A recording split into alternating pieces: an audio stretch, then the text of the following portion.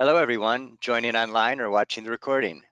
I am Frank Place, Director of the CGIAR Research Program on Policies, Institutions, and Markets. It gives me great pleasure to welcome all of you to this webinar on feminization of agriculture. This is the second of two webinars on this topic. We have created two webinars in order to present 9 separate case studies on the topic. The first one was held on June 10th and focused on migration effects on gender roles and relations in rural areas. I want to give thanks to IDRC of Canada for enabling us to fund the entire set of 9 studies, and those are presented here today, 3 of the studies that they funded. This collaborative set of studies was one of 3 that PIM funded through the Gender Platform when we hosted it between 2017 and 2019. Another set of studies were on gender dynamics in seed systems funded in 2017 and gender dynamics in value chains awarded in 2019 and funded in 2020. The 3 topics, those 2 and the feminization of agriculture, reflect priority research issues of gender research coordinators across the CGIAR centers. Let me introduce the moderator for today, who will provide opening remarks and then introduce the other speakers and the program. Rhiannon Pyburn is a Netherlands CGIAR Partnership Senior Expert and Senior Advisor, Gender and Agriculture at the Royal Tropical Institute, or KIT. She was the coordinator of the Gender Platform while it was under PIM and now leads the PIM cluster where that work is being completed. Before handing it over to Rhiannon, let me mention how our webinar will work. The Q&A session will be at the end of the program after all of the speakers and the discussant gives her remarks. Throughout the presentations, I encourage you to type in your questions in the chat window on the right side of your screen. Please type in your name and organization along with your question. We will compile them and organize them by theme before posing them to the speakers. And then finally, we are recording the webinar and we'll make it available on the PIM website shortly after the event. So with those brief introductory remarks, I'll pass it over to Rhiannon. Great, thanks so much, Frank. Good morning, everybody. Good afternoon, good evening, whatever time it is for you in your part of the world. Very happy to have you with us today to discuss some of the findings from these grants. As Frank mentioned, in 2018, at the end of 2018, we put out a call for proposals for these grants that started in 2019. There were 9 altogether. Today we're going to be hearing from 4 of them. And we put out the call for these grants because we saw that the term feminization of agriculture was being used widely, but not consistently. So we wanted to understand, dig into not only the literature, but also look at what was happening empirically in relation to this phenomenon. There seem to be 2 main narratives in relation to the feminization of agriculture. There's a book chapter forthcoming which distinguishes these 2. First is negative. It says that the feminization of agriculture leads to or causes the increased workload on women, where women don't have the resources needed to be successful. So things like extension services, labor, access to credit, and so on. And it's the idea that women are left behind and they're left out as men move off farm, as they migrate, and so on, as they move into more lucrative activities. A second narrative is more of a positive framing, as looking at the feminization of agriculture as an opportunity. So an opportunity for women's empowerment, for gender equality, as women's work becomes more visible, as they become more visible, and as their voice increases. The idea is that the implications for agri-food systems could be positive. So these projects, the 4 that we'll hear from today and the 9 overall, they analyze the dynamics of feminization and also are using proactive approaches that ensure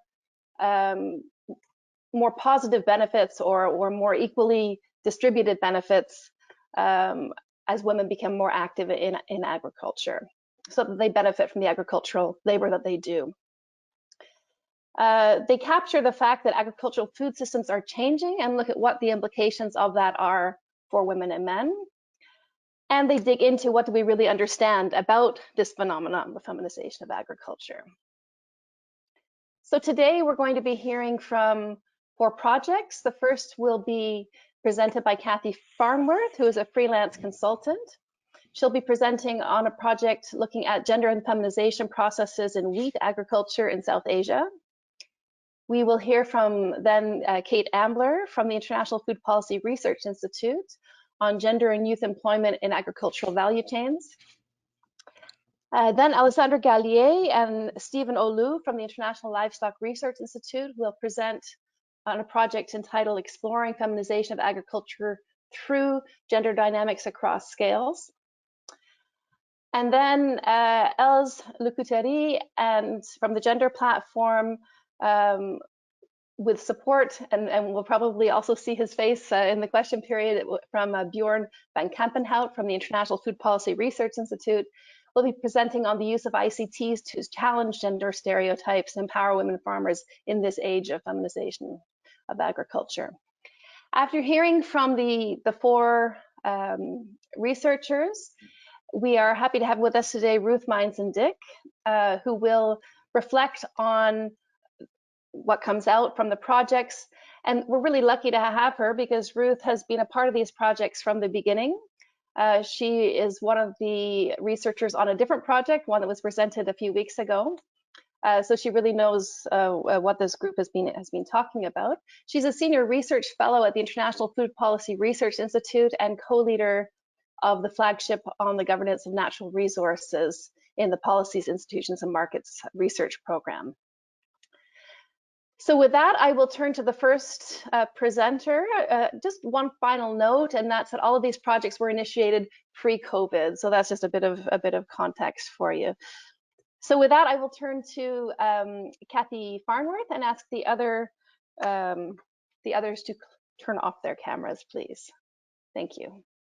Cathy, over to you. For inviting me to participate. I'm speaking on behalf of the project team, Dr. Lone Badstu, the former head of gender and social inclusion at CIMMYT, Priti Bharati, who led much of the gender-based research work in India on behalf of CIMMYT, and Laura Werven, researcher at CIMMYT. So I want to talk about some of our findings regarding gender and feminization processes in wheat-based systems in South Asia. So next slide, please.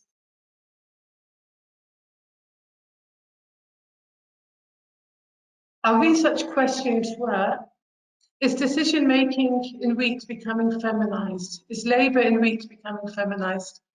In what ways do interactions between caste and gender determine and limit the spaces within which women can exert their agency? And in what ways are women challenging gender and caste norms to enhance their livelihoods? Next slide, please.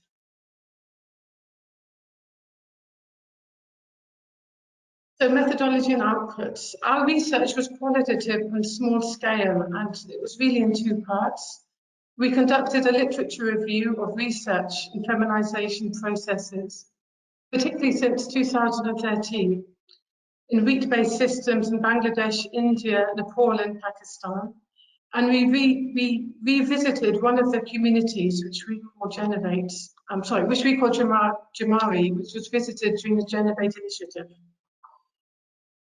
So CIMMYT conducted research in Jamari in 2016 under Generate. This meant that we had a rich database on gender norms, trades, and other information to draw upon when planning our qualitative follow-up research in 2019, pre-COVID. We conducted a range of participatory discussions with women and men in sex disaggregated groups, and we also met people in caste-based focus groups. So this meant that we grouped non-marginalized general castes and other backward caste respondents in one group and scheduled castes and scheduled tribe people in other groups, always sex disaggregated. We also collaborated with Dr. Vijesh Krishna of CIMMYT, who was conducting a quantitative study at the same time in Jamari and Madhya Pradesh. He visited 18 communities altogether. This was funded separately, but we worked really well together, and we co-analysed our data, particularly the qualitative findings, and we co-wrote a paper which is currently under submission. So next, please.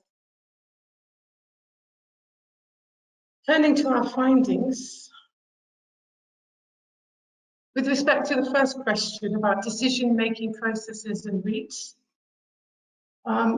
we talked to women and men about topics like how do they talk about which variety of wheat to plant, how much land to devote to wheat, how much wheat to consume and to sell. We found that women and men gave quite different answers.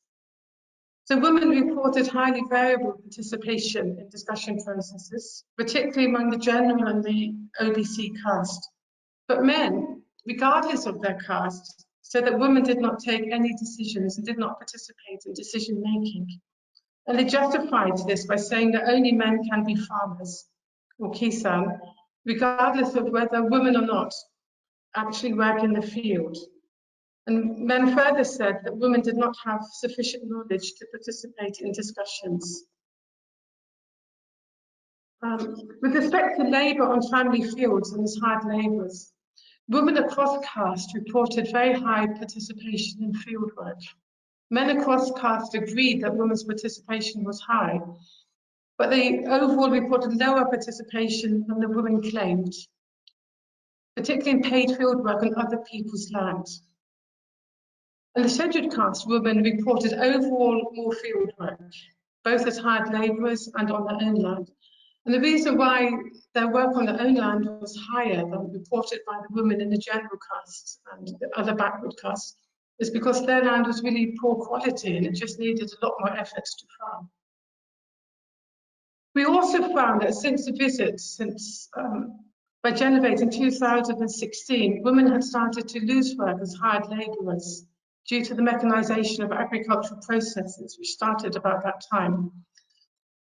And they were really worried about this because they really relied on hired labour as a key source of income for their aspirations and to meet their goals. So paid agricultural work was really the only income generation possibility open to women in the village, and mobility was quite restricted.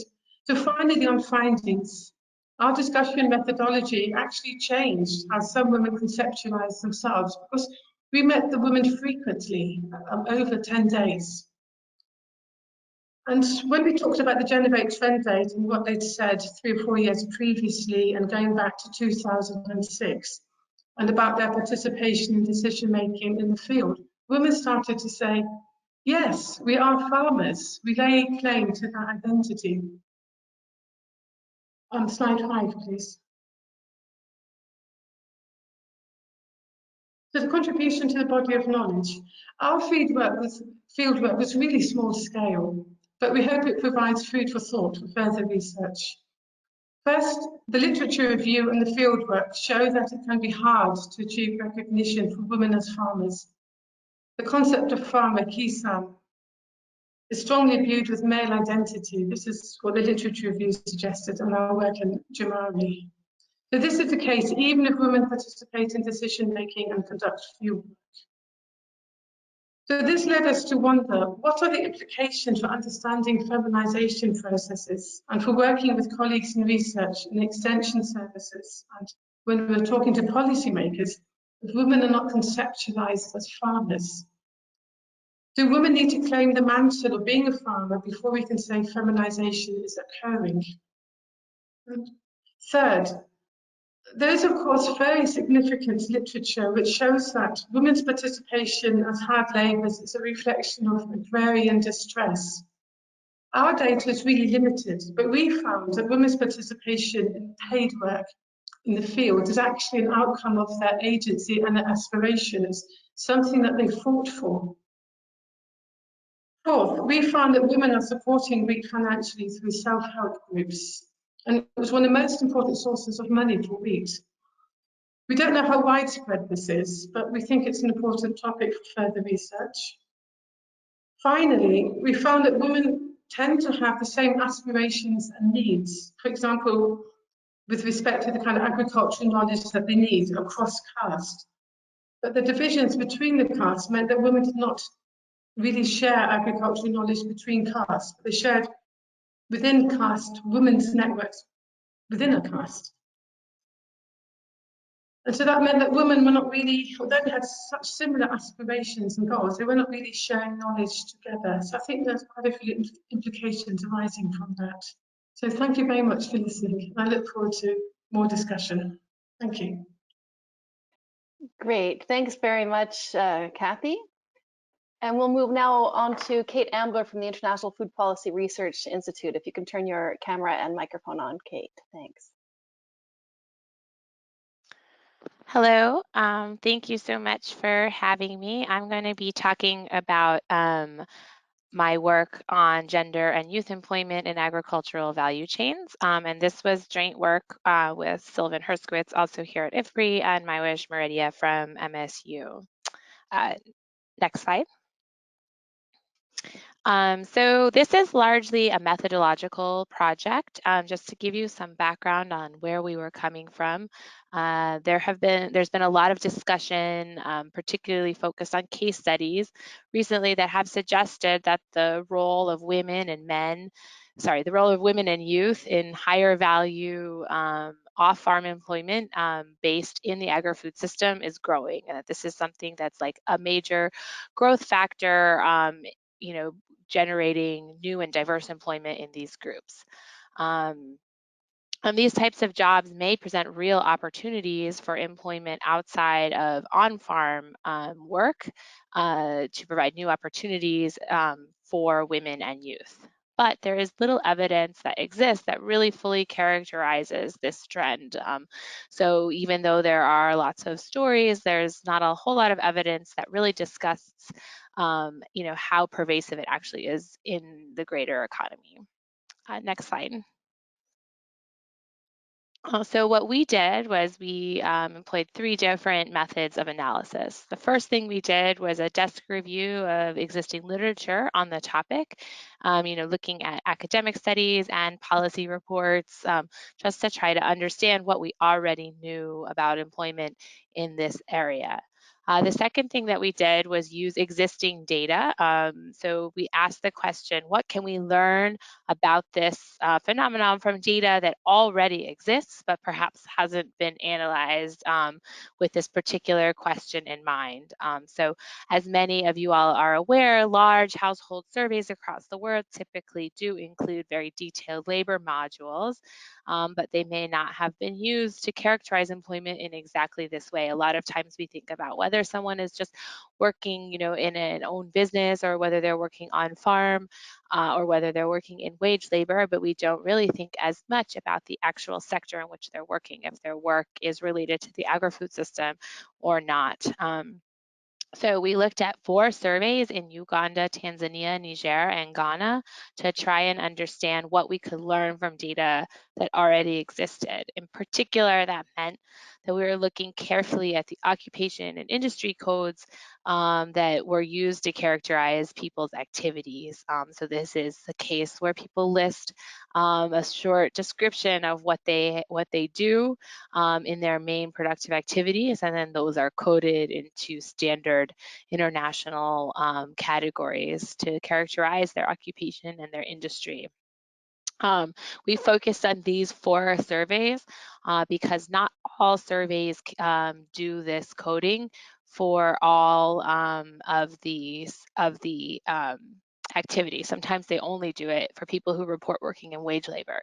So we wanted to be able to take a broader view and characterize the employment of people who are working both in own businesses or self-employment, as well as those who are engaged in wage labor. And finally, after we finished this review of existing data, we embarked on an examination of new methods in primary data collection to see if we could use new methods to better understand this question. If there were things that were missing that we couldn't get from existing data, can we change some things about the data collection to better understand this question? And at the same time, can we use new data collection to understand ways in which existing data collection may be biasing our understandings of what is actually going on with the labor participation of these groups. So we did a number of things. One, we randomized the order of the labor module, meaning that we asked about the people in the household and their jobs in random order. And we also compared different methods of asking these questions about employment to see if they yielded different answers. Next question, please. Next slide, please. So what did we find? In our literature review, of course, we found that systematic analysis of productive employment in the agri-food system is not necessarily well covered in existing literature. Of course, there are some exceptions, but in general, it's an area that is just starting to be touched with a few major papers. In our analysis of household surveys, we find first, I think, most perhaps surprisingly or not surprisingly, depending on your priors, there is not widespread wage employment in rural areas in the agri-food system, or really even in urban areas. In particular, when we talk about wage employment, we see very low percentages of people reporting that they worked for wages in the agri-food system. And when it comes to rural areas, any sort of off-farm employment in the agri-food system is low, even when it comes to self-employment. When we look at urban areas, it's much higher, particularly for women. In some countries, we find, upwards of 30% of women reporting that they're involved in some kind of agri-food system employment off farm. However, most of these are own employment, they're working for themselves, self-employment. And if you look deeper at the industries and occupations that they're reporting, it seems that most of this employment may not be, high value productive employment that we think might really be driving some benefit for them in the future. A lot of it is just very low scale food sales, for example, although we can't, based on the way income is collected in these surveys, you can't be entirely sure. So then when we turn to our primary data collection, what do we find? In our two experiments, we find that based on our randomized ordering of jobs, we find that respondent fatigue reduces jobs reported, and that this fatigue is more important for women and youth.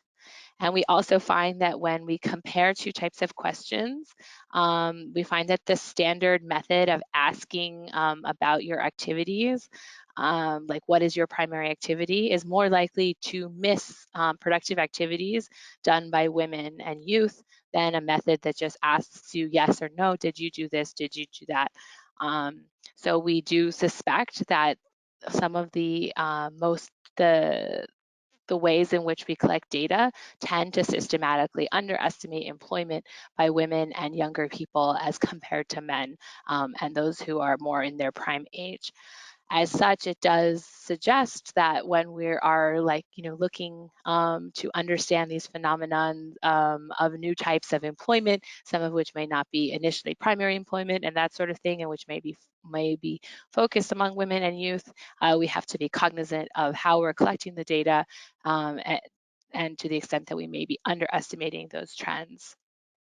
Finally, we experimented with a different method of classifying people into agri-food system employment versus not, by simply asking them about what sector they were working in, as opposed to using the occupation and industry codes. This method, depending on the goals of the overall data collection, may be cheaper and more direct, and we find that it does come up with similar data as the standard method that I discussed previously. So depending on the ultimate goal of the survey, this could be a more streamlined way of collecting that data. Next slide, please.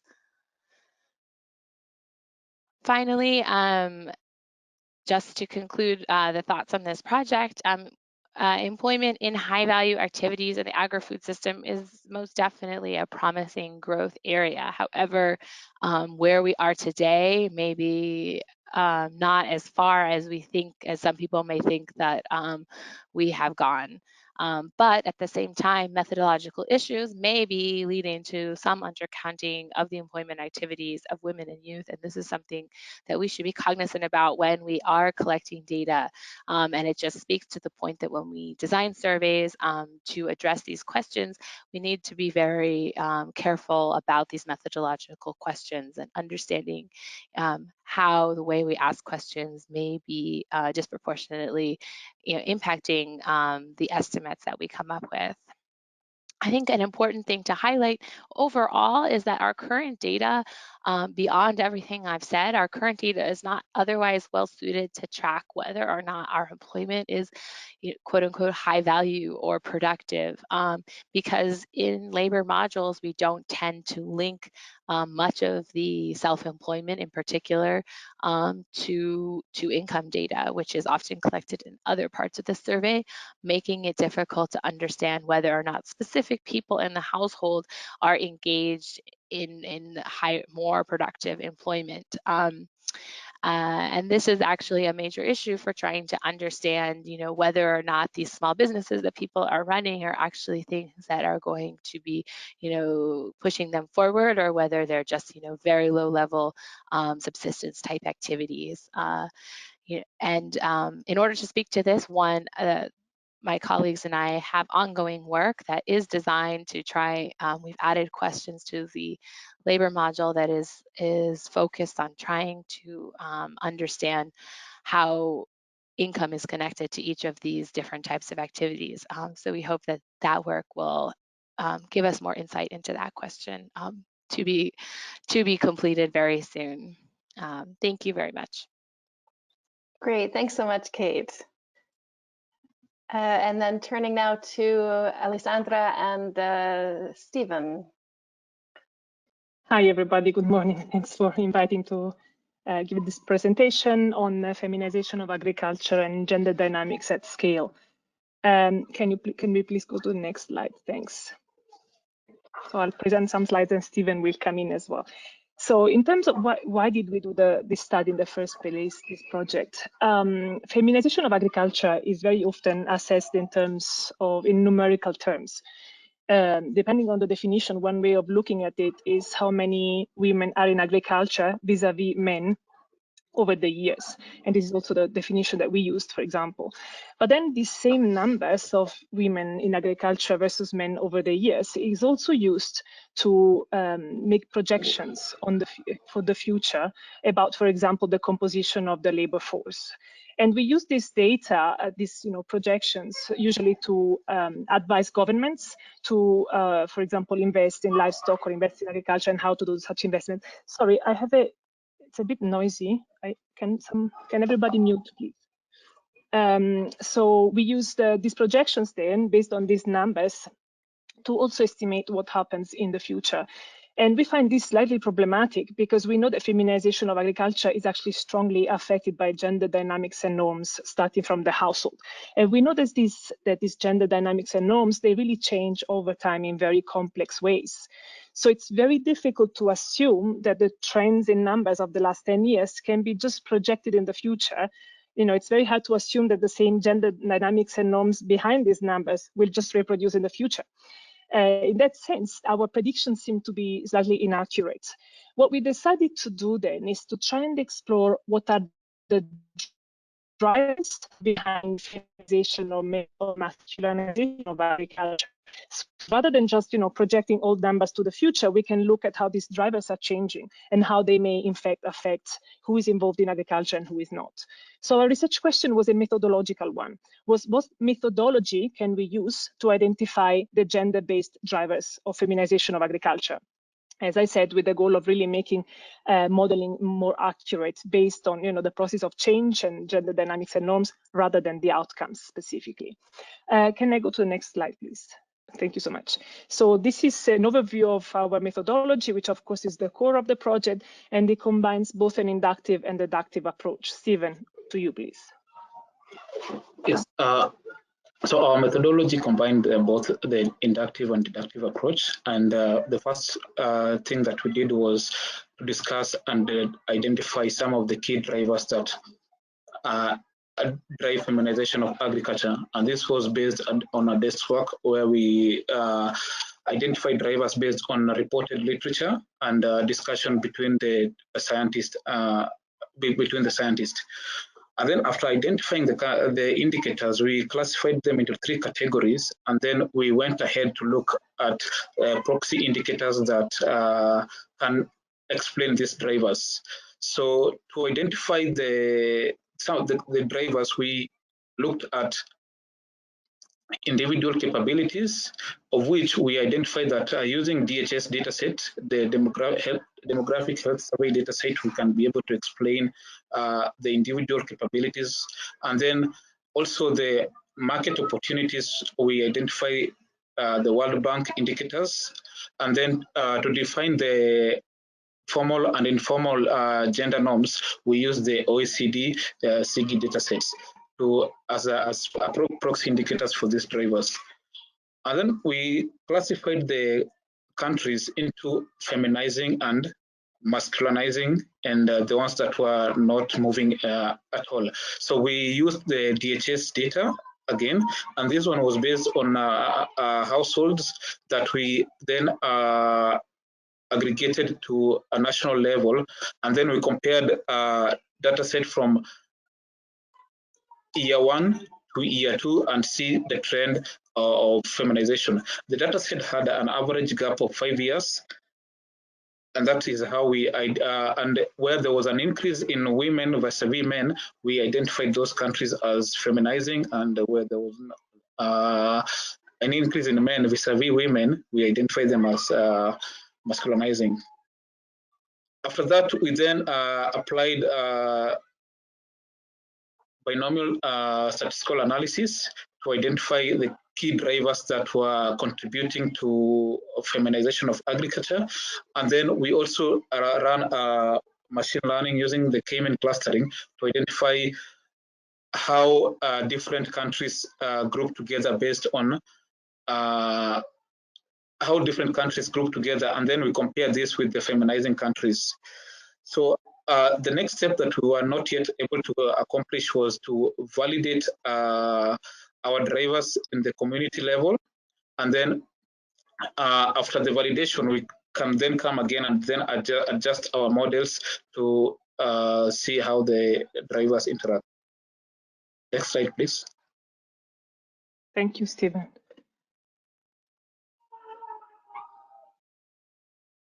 Okay, so what did we find out? Quite a few findings. I will try to, summarize them. So the key umbrella drivers that Stephen already mentioned were mostly 3. So we started with this huge brainstorm of a lot of umbrella drivers, and we had to group them under 3 main umbrella drivers: individual capabilities, meaning things like, gender, age, education, and so on. Market opportunities was mostly GDP, and formal and informal institutions, meaning laws and norms. Then we also did this analysis of which countries in Sub-Saharan Africa are feminizing and which ones are masculinizing based on DHS data.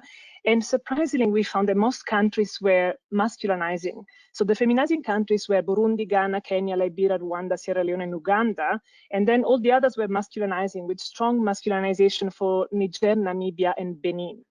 And then, as we said, the main body of the work for us was really to try and identify some drivers behind other masculinization or feminization.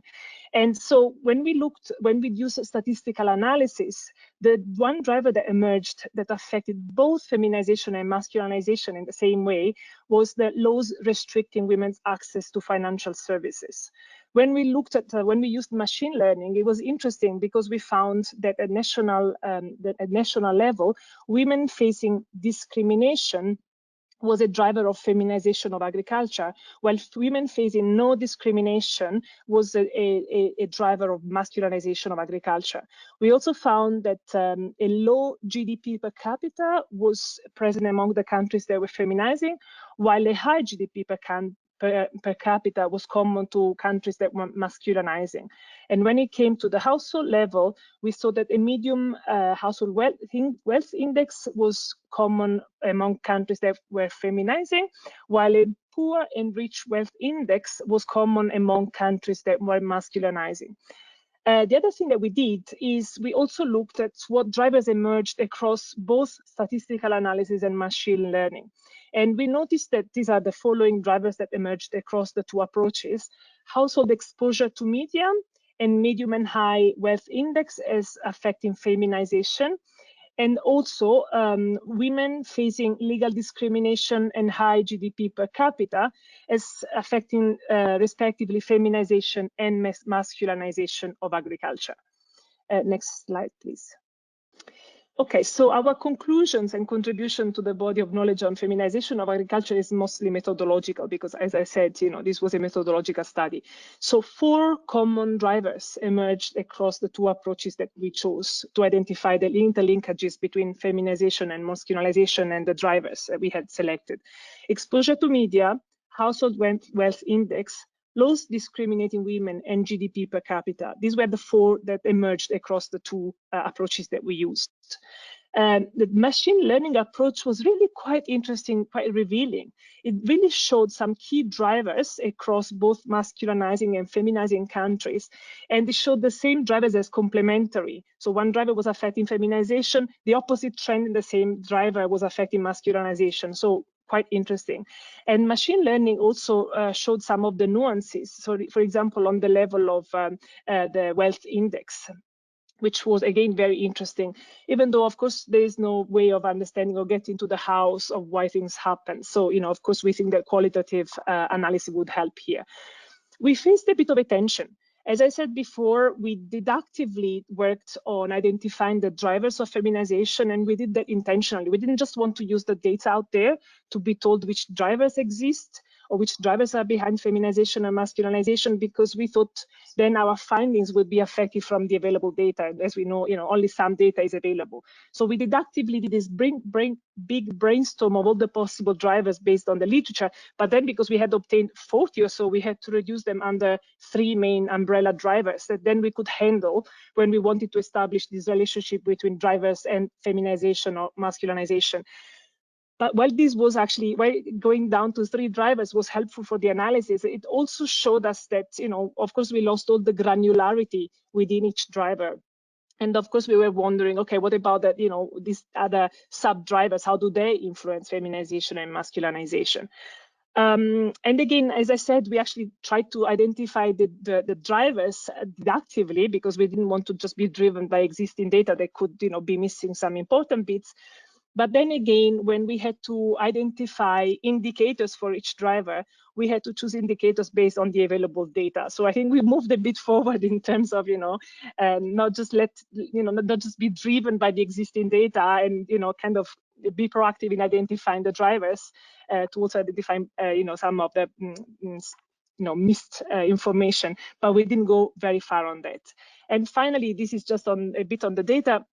For us, it was quite surprising that more countries masculinize than feminize in Sub-Saharan Africa. So it kind of made us think a little bit that maybe we shouldn't just think of feminization as an ongoing process of just increasing women's involvement in agriculture, but maybe that masculinization and feminization are more like fluid and complementary phenomena that are really quite context and time specific. And just a practical example, if, just COVID right now, just brought a lot of migrant workers back home. And depending on who these migrant workers are and how whoever stayed back home had arranged their agricultural work, COVID will have had huge impacts on, changes in labor allocation and probably feminization and masculinization. So maybe we should have a bit more a fluid understanding of the complementarity between feminization and masculinization and their context and time specificity. Thank you so much. Great, thanks so much, Alessandra and Stephen.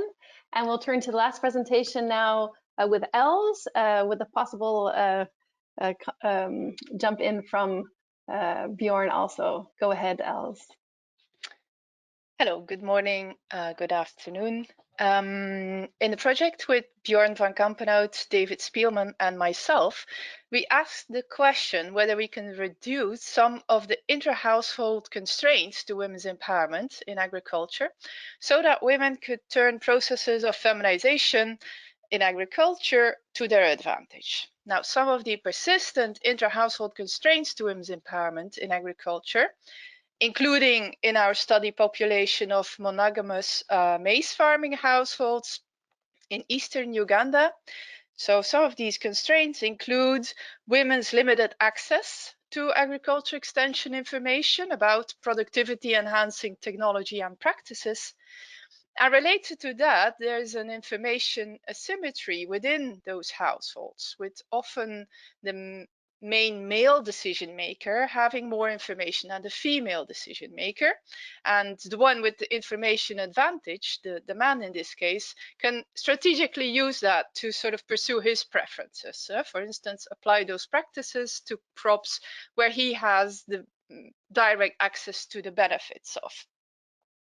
Now, there's also limited recognition of women's role as farmers and the lack of female role models of successful farmers. And neither are couples of male and female farmers portrayed as role model farmers. The image is a man being the farmer in agricultural households. Next slide, please. So to address these inter-household constraints, we implemented 2 sets of treatments and tested their causal effect on women's empowerment. And for this purpose, so we set up a randomized controlled trial among a representative sample of maize farming households in rural areas of 5 districts in eastern Uganda, where maize is an important both food crop and cash crop. And we use 10-minute videos where actor farmers explain and demonstrate recommended maize farming practices in an aspirational story. And so for one treatment, we either showed that video to only the male co-head of the household, either to only the female co-head, or to the couple of male and female co-heads together. And so in this case, the group where only the male co-head was shown the video is used as our control group, representing the status quo where male farmers are targeted with extension information. For the other treatment, we made 3 versions of the video. One with a male actor farmer. He explained and demonstrated the practices. Another version had a female farmer actor, where she could also be seen as a role model farmer. And in the third version, both a male and female actor were featured, whereby they project a model of farming together as a couple. And in this case, the group who was shown the video with the male actor is used as our control group, representing again the status quo where men give the extension information and only men are portrayed as role model farmers. Next slide, please. So we examined the effect in the first column of women as sole recipients of extension information videos versus men only. In the second column, couples as recipients of the extension video versus only men. The third column is then women as messengers and role models in the extension video versus a man appearing in the extension video. And the fourth column is a couple as messenger and role model in the extension video versus a man. And we look at effects on the following outcomes, which are aggregated in indices. So first one is knowledge of the female co-heads, knowledge of the male co-heads, or joint knowledge, so they both know it, about the information promoted in the video. Then we looked at the extent to which maize production related decisions are made by the female co-head alone, by the male co-head alone, or jointly. Then adoption of practices or adoption of inputs that are decided upon by the female co-head, male co-head, or jointly. And then also production related outcomes like area, yield, and amount on the plots that were female managed, on plots that were male managed or jointly managed in the household. And so to guide you through our main findings, I marked significant effects on indices for women's outcomes in green, effects on indices of joint outcomes yellow, and effects on indices for men's outcomes in red. So what did we find? the first column, so providing only women with video-based extension information versus only men, that has a positive effect on women's knowledge about the recommended maize farming practices, and a negative effect on men's knowledge. So women also didn't pass the information on to their husbands. We see a positive effect on women's unilateral decision-making about practices and inputs, and a negative effect on men's unilateral decision-making. Also a positive effect on adoption of inputs by women, and a positive effect on output outcomes. So yield and area went up on female managed plots. There were no effects on joint outcomes. Then in the second column, so this is the effect of providing couples with video-based extension information versus only men. And here we see a positive effect on jointly decided adoption of practices and adoption of inputs. We also see a positive effect on women's knowledge. So women also learn when they get information as part of a couple. Again, we see a negative effect on men's unilateral decision-making. So this negative effect on their decision-making of men is not necessarily by a lack of information, because here they had the information as well. It's women getting access to information makes that men are less likely to take decisions alone. Here we don't see an effect on yield, whereas we saw an effect on yield on women's managed plots when women got the information. So actually women need some sort of monopoly of that information to have effects on achievements. Then let's jump to the fourth column, which is the effect of couple as messenger and role model in the extension video versus a man. And here we see a negative effect on man's unilateral decision making again. Otherwise, there's no detectable significant effects on women's outcomes nor on joint outcomes. The third column, which is women as messengers and role models versus men, does not have detectable significant effects on anything.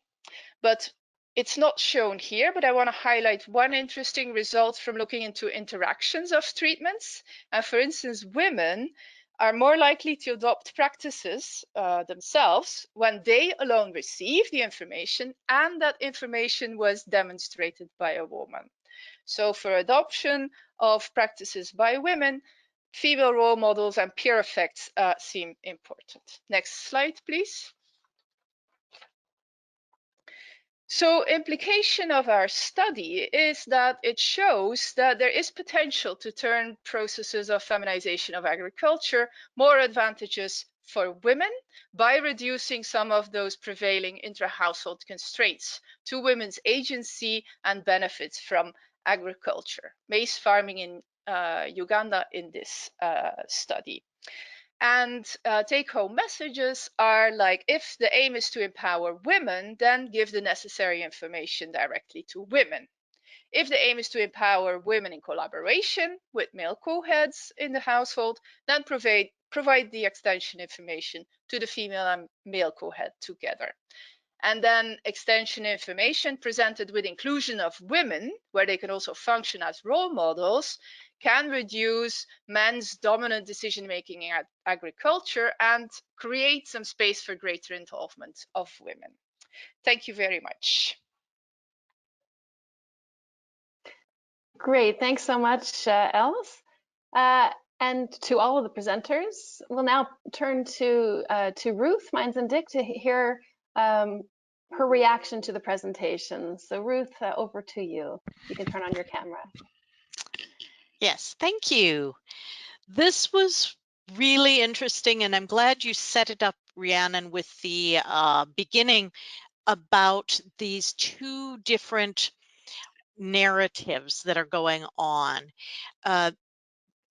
Because we have cases here of examining both the positive and the negative narratives of where women being left behind or issues of women taking opportunities. And what's interesting also is that the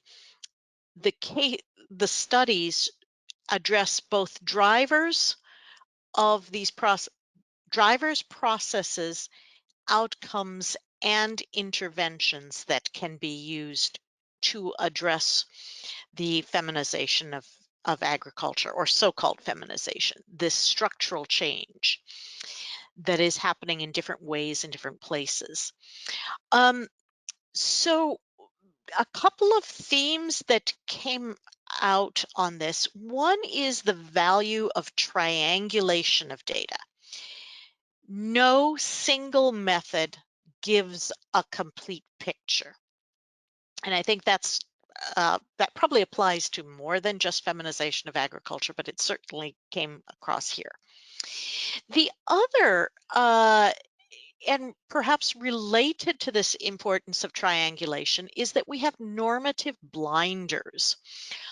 That we see those blinders applying on respondents in surveys or even in qualitative interviews, normative blinders on policymakers, practitioners, and I would argue perhaps even on researchers, that we need to be aware of that. There's a fairly famous poster in India, or no, I'm in Bangladesh, that I've seen, that says, "My wife does not work," and it has this woman with 16 different hands showing all the different things she's doing. So I think these normative blinders are something we need to be looking at. What are the norms and how do they change what we see?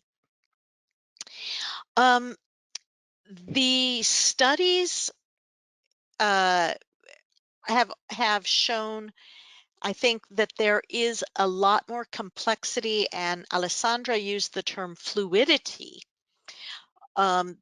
than the simple narratives that we hear about feminization of agriculture.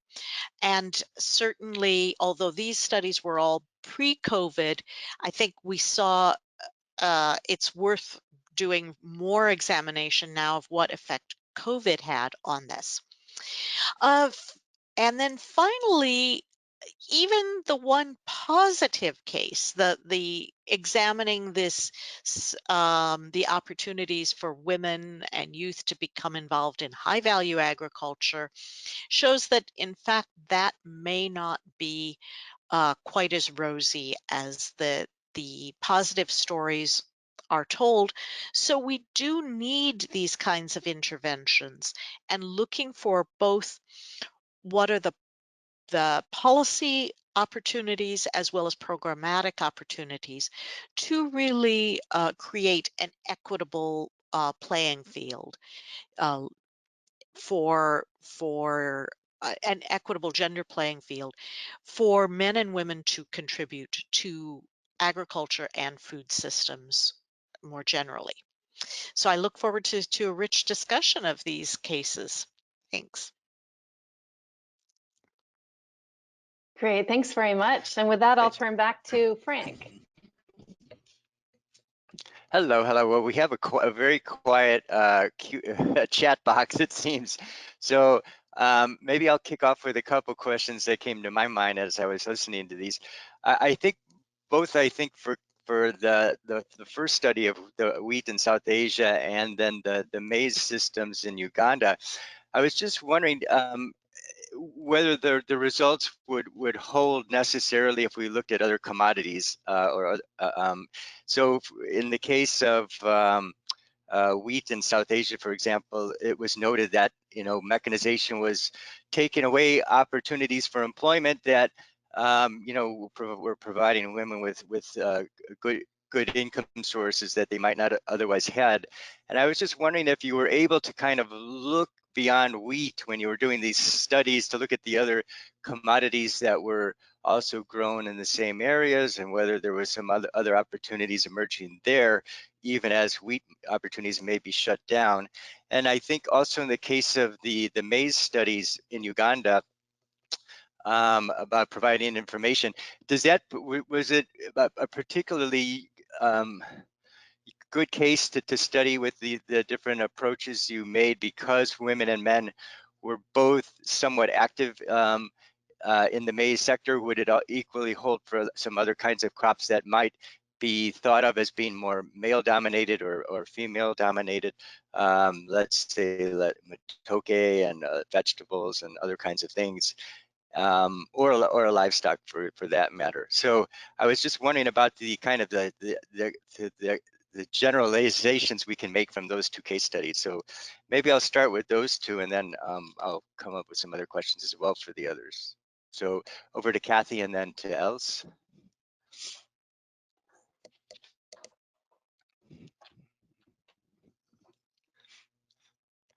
Thank you. Our study was a small study, so we didn't really look at women's alternative employment. I think what became really clear was that the scheduled caste and the scheduled tribe women were finding alternative employment on construction sites. And in fact, this really affected our fieldwork, because the scheduled tribe women had previously been employed within the village upon the wheat and rice fields, paddy fields, were now working in the local city on construction, and they were leaving at around 5 a.m. in the morning and coming back at 10 at night. And they said the stress, it's obvious, was enormous in terms of their ability to look after their children and to manage their lives.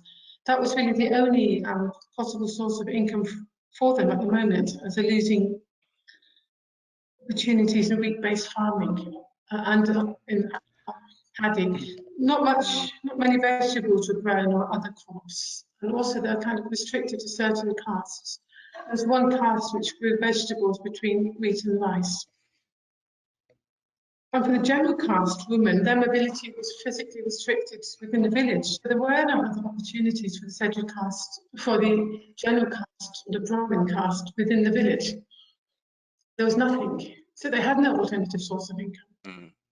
And for men, it was very, very different. They faced a completely different kind of opportunity structure. And what was remarkable in this community was there was a marble mine nearby, and all these people busy mining marble and making beautiful ornaments and items. This was completely closed to women. It was seen as a male-dominated occupation. And also, I didn't talk about this, but young women also faced almost no prospects apart from agriculture. Just at the very time that opportunities in agriculture were diminishing, they didn't have any other opportunities. Where some were becoming educated and leaving the village, but that was a minority of women. But young men were leaving farming, or trying to leave farming and get out. And that was particularly affecting the somewhat higher level castes.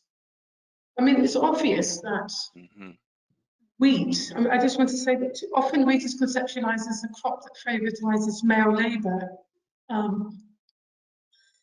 But that's not what we found. One of the most important findings, I think, was that we worked alongside quantitative scientists as well, was that a lot of work that women do in wheat is just not conceptualized. It's seen as a male crop, but actually women do a fantastic amount of work in wheat, including on irrigation, but basically all the tasks right across the season, but it's hardly ever perceived or measured or captured in quantitative work.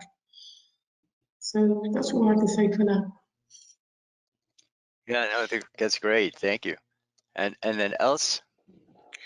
Yes, so the question whether, well, the results would also apply for other commodities, I think, well, the obvious answer is that we should also test that maybe, but why we chose maize, and particularly in that area, is it is a food crop, and at the same time it is a sort of cash crop, because excess maize is sold. There's the Kenyan border where it goes to. So in that sense, if you go by men go for the cash crops and women are more involved in the food crops, then maize sort of in that area would have both characteristics actually. We also know that from the data, because we looked at decisions per plot, not per household. So we do see that women, where they manage the plots, there's also maize grown. There's maize grown on male managed plots, and there's maize grown on joint managed plots. So women also are involved to some extent in decision making, and definitely in providing labor. Then we also come to the question, when is a crop a male crop and when is a crop a female crop? So, but that is why we chose maize. And I think for the context of Uganda and maybe some other crops, there is not this clear distinction of this is only men doing it and this is only women doing it. So, but yeah, I think being sure needs testing. Thank you. Great, thank you. Thanks, Els. Kate, a question came in from Kirsten Knest to ask you, can you give some more concrete examples of what types of questions you asked in comparison to the standard surveys?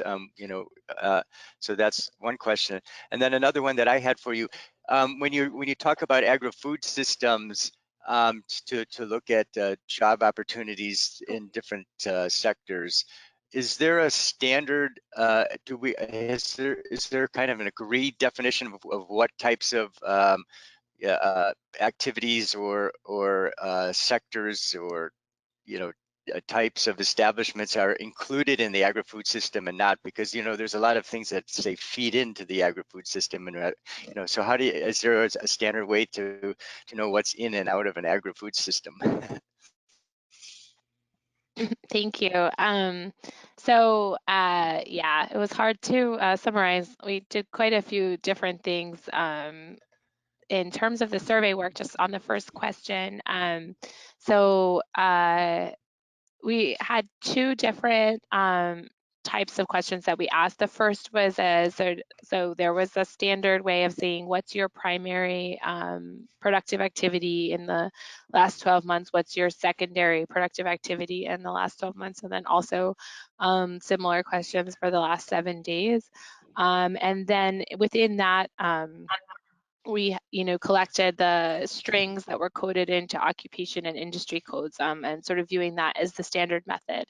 And then we also added some additional questions where we basically just directly asked people whether or not their work was was related to food or agriculture, and whether or not they were working on farm, off farm, as own employees or as wage employees. And so that allowed us to sort of create a different classification without going through all the occupation and industry codes to put them into the same categories. And then and so if you didn't need that detailed information, you could sort of have someone's own view of what they were doing and use that. The second thing we did was ask a series of yes/no questions that were like, did you participate in on-farm agriculture work? Did you participate in harvesting? Did you participate in transport? Did you participate in and the other things like off-farm agriculture type work, non-agriculture work. So we've, played around with a different list of those. So those wouldn't be able to tell you necessarily whether or not, if you said yes to 4 things, it wasn't that you had 4, activities, but they were about things that you did within those activities. And those were some of the comparisons we came up with, where they said yes to those questions, but they hadn't reported any productive activities. We knew that they were missing something when they were asked in the sort of more standard way. We also asked a set of questions about what kinds of tasks they were doing within their jobs to try and get at, whether they were doing more productive work. And so the work I alluded to at the end, we expanded that list in our new surveys to try and also get an idea of whether people on farm, for example, are doing just sort of standard subsistence agriculture, whether they're involved in like more productive work, even though they're, still classified as just on farm work, to get a sense of like where that is happening. Frank, to your question, yeah, that was a real challenge actually when we go through the occupation and industry codes.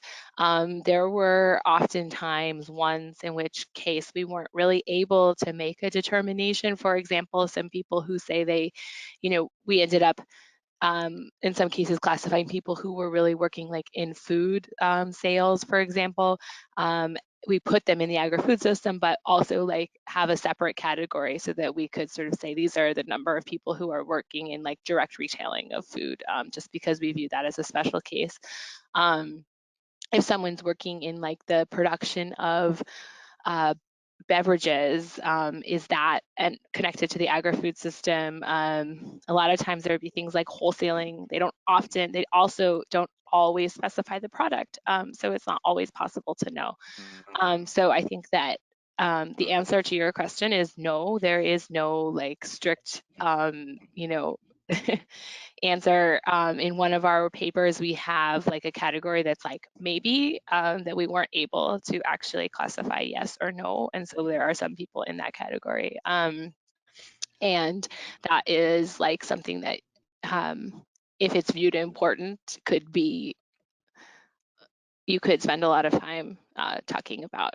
So we just basically made judgment calls. Good. Thanks. Yeah, no, I appreciate that. It's challenging. So another area to further make progress on, I think.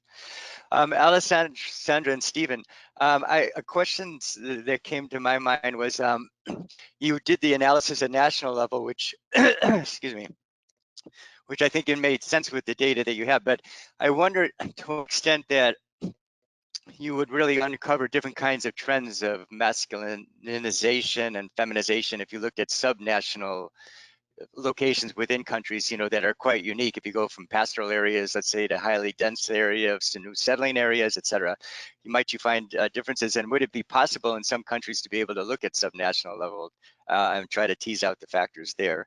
And then the other question I had was, I know that CODUP was to start using, but I don't know if they've successfully used this, to try to collect information on women's empowerment. And of course, women's empowerment studies, whether they're looking at on farm or livestock or now even in value chains, I think these are being rolled out more and more in countries, but I don't know if we have, from any of these countries that you looked at in Africa, whether we would have some figures at national level that we could also look at, because I think that might be an interesting kind of complement to your trends on feminization and so forth.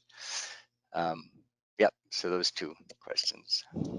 Yes, so thank you so much for the questions, very, very relevant. So about the first one, moving beyond the analysis. So we had two levels of analysis, national and household, and that's what was partly tricky, because to be able to compare that, we had to either aggregate or disaggregate the national one, which was already another complexity. But this is something we've been discussing, that in a way we have used national borders, right? We have looked at countries as such, and for ideological and political reasons, in practical reasons, we may have to move beyond that. So we have discussed, indeed, maybe some of the norms are much more related to pastoral system rather than, being Uganda or Kenya. Yeah. So we have considered, indeed, that we should re-aggregate or look at this relationship between drivers and feminization of agriculture rather than at country level, based on these other, possible systems that may, be more influential in terms of gender norms. Still, it's a bit tricky because the data, of course, is collected at national level, like DHS and so on. So, but we are actually still hoping to be able to do that, but it is indeed complex. And in terms of looking at women's empowerment, yes, I think that Stephen helped me here. I think when we were trying to understand which indicators, which proxy indicators we could identify for each of the drivers that we had identified, we did consider at some point some of the data on women's empowerment, but I don't think we had enough to allow us this comparison across all Sub-Saharan Africa. But Stephen, do you want to come in on that one?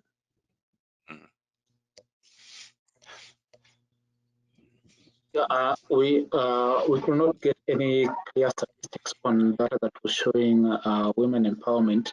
So we decided to go with what is available on the OECD SIG data, which shows some of the affirmative action that have been taken to empower women in the areas that we are working on.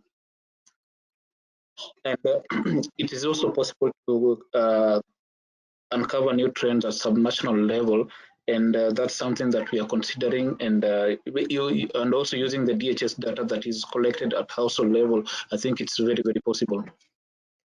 Mm-hmm. Good. Great, thanks.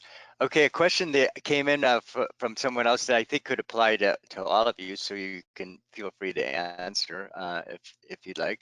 So it was about, the question was, if women were able to gain more rights over land or ownership, would it change the dynamics, the gender dynamics in any of your case studies? So, for example, currently women often don't own land informally in records, and so that might have a bearing on whether they're considered as a farmer, for example. And then further, that in some matriarchal societies or matrilineal societies, perhaps they do have more are more empowered in terms of ownership and recognition and gender roles, and if that came across in any of your studies as well. So over to any of you if you'd like to answer that one. I can try and give an answer that doesn't necessarily relate to this work that we did on feminization, but it relates to the work that we do on livestock. And two thoughts come to mind. In terms of livestock, a lot of the interviews that we do hear all the time that women are not allowed to keep the biggest species and control them because they don't have land. And that not having land means they don't have a place where the animal can actually stand, and means they don't have land where they can cut the grass to feed the livestock. So in a way, access to land and control over land seems to be extremely important also in terms of livestock. And then we know, what livestock means as well. So the repercussions are not being able to control livestock. Then just one caveat that I'm not sure ownership is necessarily the key word I would think of. Because another study that we did looking at ownership of livestock and related assets was that when we asked people what they meant when they said that they owned a specific asset, in some cases they did mean both women and men that they had decision making over it. In some other cases, that was the extreme. They said they meant that a sheep was their own when they were just providing the labor and no decision making. So we kind of lately, really in terms of livestock, try not to say about ownership of land and livestock, but really emphasize that what matters is access and control. You need to have access and control to the resource and the benefits from it. Whether you own it legally or not is not exactly detailed, but let's break it down into you need to have access and control to the resource and the related benefits for you to be able to then move on. I hope this helps. Thank you. Yeah. Anyone else?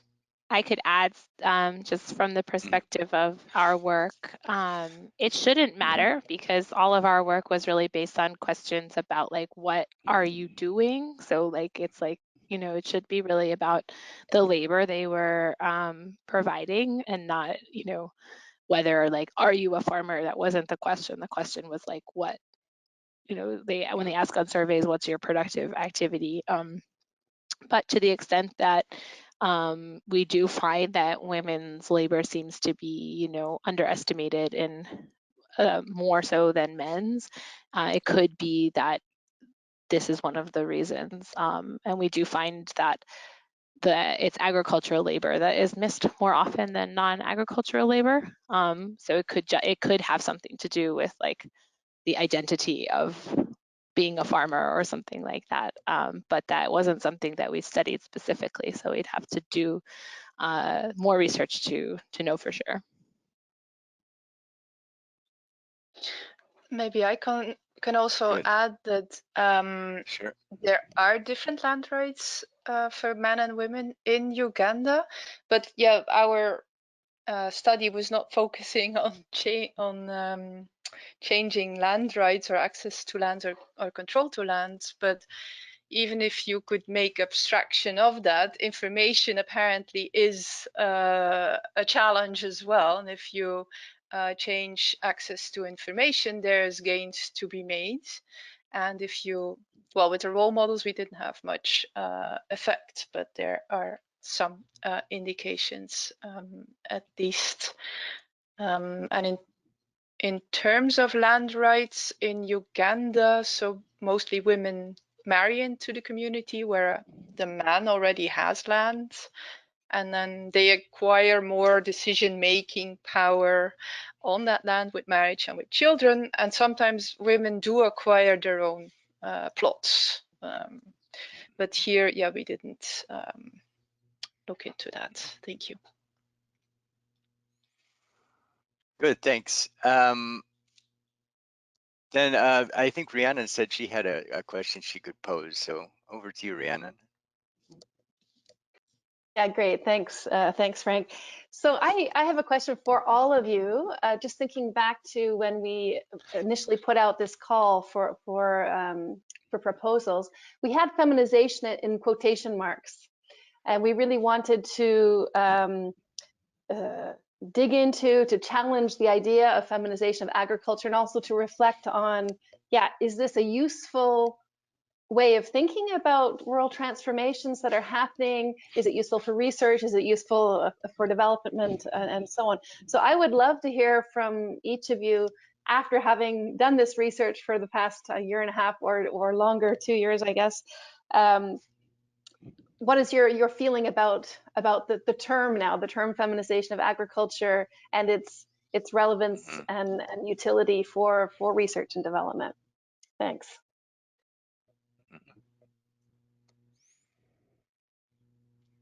Yes. Great. So I think for me, go ahead, Cathy. I think for me it's too early to answer that question, because when we did the literature review for South Asia, we found there's so many methodological shortcomings in the research itself. It made it really difficult to compare different kinds of research. Not between qualitative and quantitative, but between qualitative and qualitative. When people look at different ethnic groups, different regions of the country, they're asking different questions. In other words, there's no standardization in the approach, which makes it really hard to understand what the data is saying. So I do think that in terms of the work that everyone on the team has done, we're really moving forward methodologically, but I think this has been a brilliant program just to sort of look at the methodologies that we need to understand what feminization and masculinization could possibly mean. So I think that's where I really find the value. I'm not quite sure how far we are in understanding how much it's occurring based on our own research, but just how important the methodology itself is. Yes. Yeah. Good, Alessandra, and then Els. Yeah.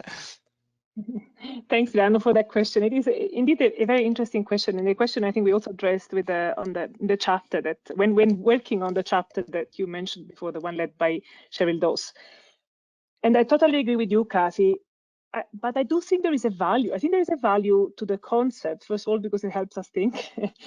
But it's also, there is a value to try and think, is it more women than men in agriculture over time? Who is really our population here? Whom are we dealing with? Because if there is more women in agriculture than men, we know there are many implications in terms of, access to resources, the policies, and whatever else. But I do agree that we need to add a lot of complexity to, kind of the shortcut feminization of agriculture and masculinization of agriculture. And, one of the very, very big issues that I see is the one that also Ruth was mentioning. I think, Ruth, you called the norms bias or something, the norms blinder. The fact that this is something we also realized when doing our work with DHS data, the question is, if you really believe, as we do, that gender norms really affect your self-perceptions and the perception about the others and who's the farmer, who's not the farmer, a simple survey asking who is farming in this household, who is the farmer in these households, we have gender-biased answers.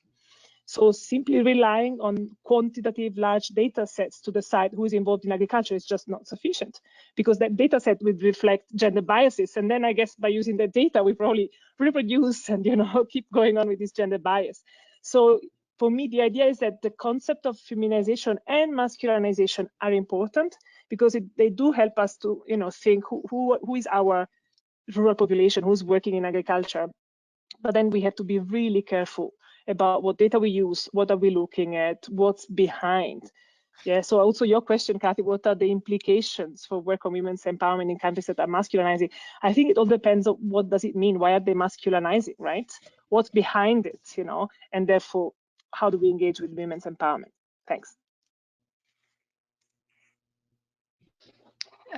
Maybe first to pick up on what Alessandra was saying, we also used our experiment to see if we use these role models of women or couples, do we see a change in people overstating their role in agriculture? And we did actually see that if we presented women as role models, that the overstating or understating of your role actually changed as a result of that. So that's sort of a proof that it is normative, what you answer to the questions. But I actually wanted to respond to Rhiannon's question of whether feminization of agriculture is a useful concept. I sort of reflected on it that there's two things that can happen. You can be left behind, and then it's maybe not your choice as a woman. You can also choose to be more involved, and then is feminization of agriculture more a sort of empowerment, actually? If it's not your choice and you're left behind, then to me it's sort of, yeah, is that going to be a bad thing for these women, or do they find an opportunity there to take more control, to have more agency? So in that sense, I don't know. There's more behind the term, I think. Thank you.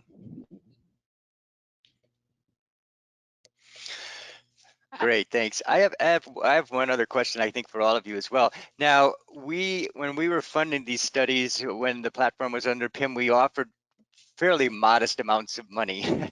Now, many of you complemented that with other sources of funds, obviously, to create larger studies. But we could, we could still see that there's, some case study,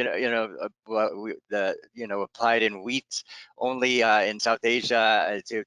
Cathy was noting that, the small N number, and also in Uganda, just the maize there.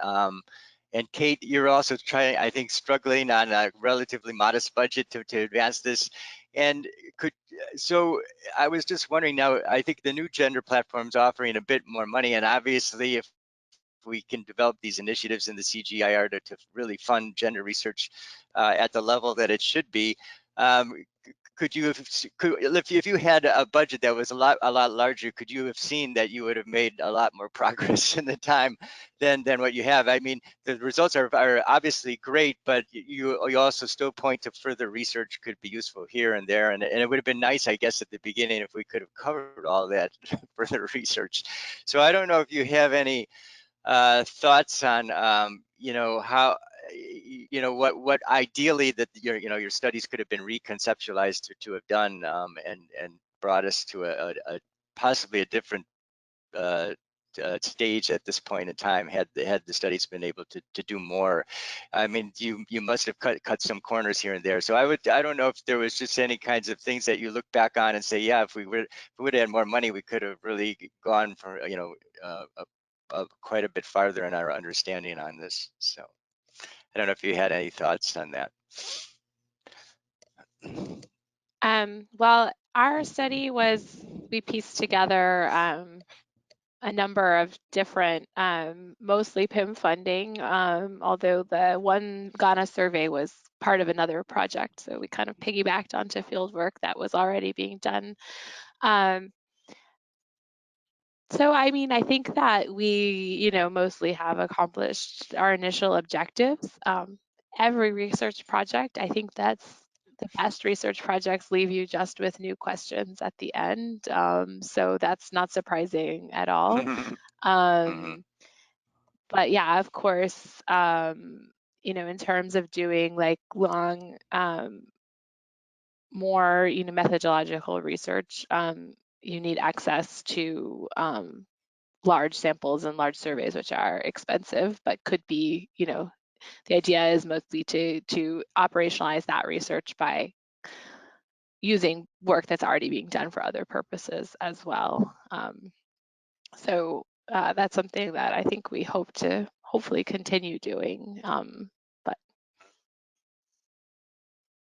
Good. Cathy, then Alessandra. Just briefly,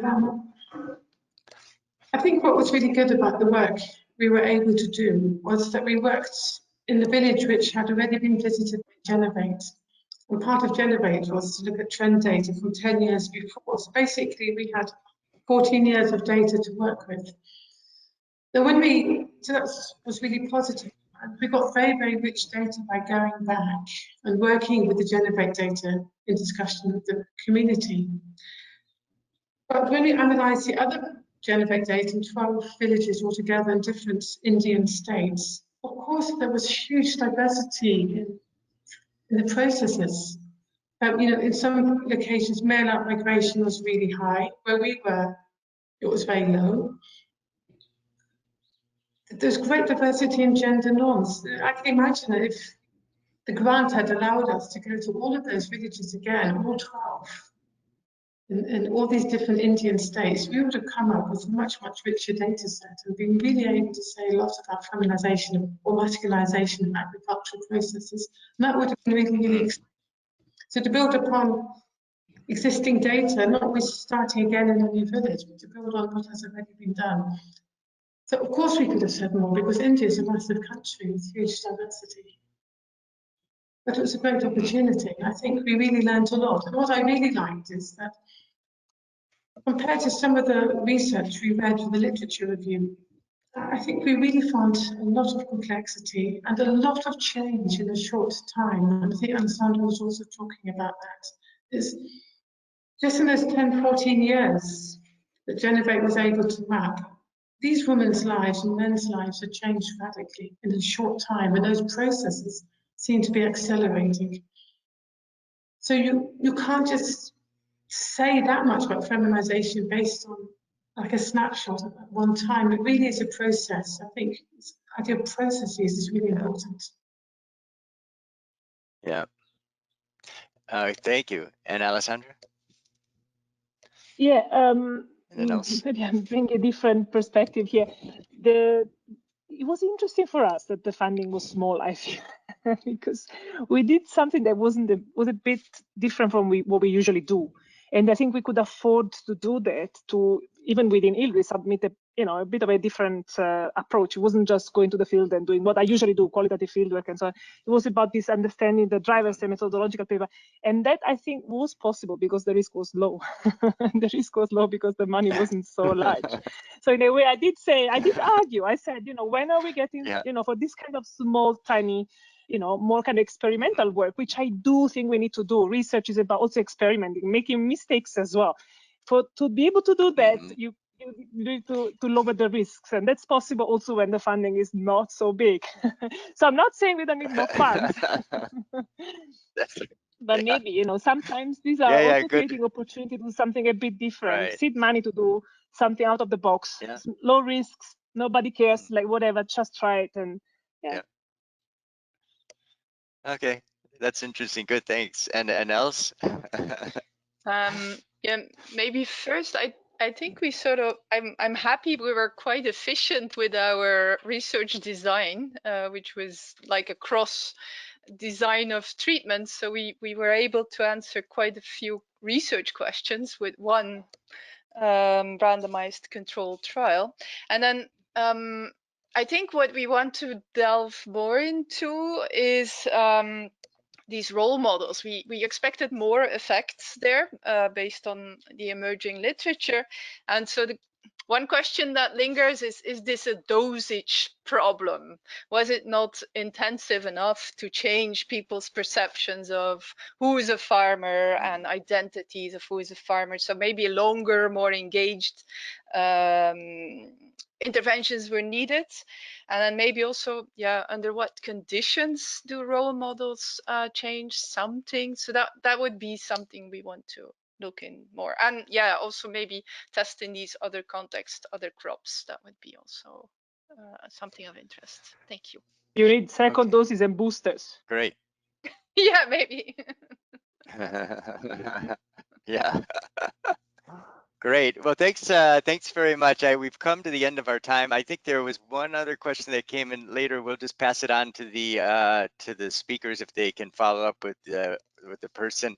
But thanks very much. Very interesting and diverse set of studies, and well, I learned a lot, and I think everyone else did as well. Thanks also to Ruth for her very insightful comments as well, and to Rhiannon for moderating. And so I will thank all the people who attended as well, and just a reminder that we will post the recording of this webinar on the PIM website very soon. So pass it on to your friends who weren't able to join us live.